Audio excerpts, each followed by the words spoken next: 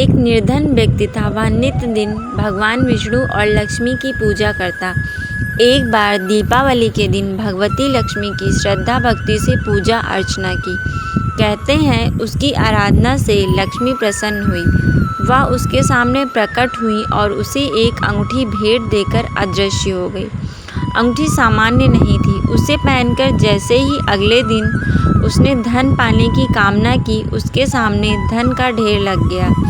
वह खुशी के मारे झूम उठा। इसी बीच उसे भूख लगी तो मन में अच्छे पकवान खाने की इच्छा हुई। कुछ ही पल में उसके सामने पकवान आ गए।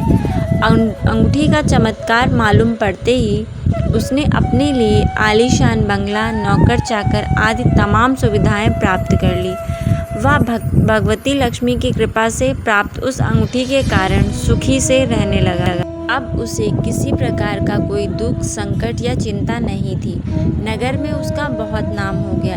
एक दिन उस नगर में जोरदार तूफान के साथ बारिश होने लगी। कई निर्धन लोगों के मकान के छप्पर उड़ गए।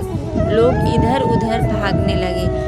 एक बुढ़िया उसके बंगले में आ गई। उसे देख वह व्यक्ति गरज कर बोला, ऐ बुढ़िया, कहाँ चली आ रही है बिना पूछे? बुढ़िया ने कुछ ही देर के लिए तुम्हारे यहाँ रहना चाहती हूँ, लेकिन उसने बुरी तरह से डांट डपट दिया। उस बुढ़िया ने कहा, मेरा कोई आसरा नहीं है। इतनी तेज बारिश में मैं कहाँ जाऊँगी? थोड़ी देर की ही बात है, लेकिन उसकी किसी भी बात का असर उस व्यक्ति पर नहीं पड़ा। जैसे ही सेवकों ने उसे द्वार से बाहर किया, वैसे ही जोरदार बिजली कौंधी। देखते ही देखते उस व्यक्ति का मकान जलकर खाक हो गया।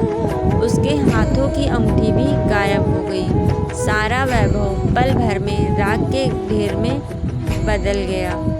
उसने आंखें खोलकर देखा तो सामने लक्ष्मी जी थी। जो बुढ़िया कुछ देर पहले उसके सामने दीनहीन होकर गिड़गिड़ा रही थी, वही अब लक्ष्मी जी के रूप में उसके सामने मंद मंद मुस्कुरा रही थी।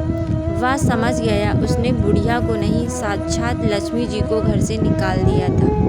वह भगवती के चरणों में गिर पड़ा। देवी बोली, तुम इस योग्य नहीं हो। जहाँ निर्धनों का सामान नहीं होता है, मैं वहाँ निवास नहीं करती। यह कहकर लक्ष्मी जी उसकी आंखों से ओझल हो गई।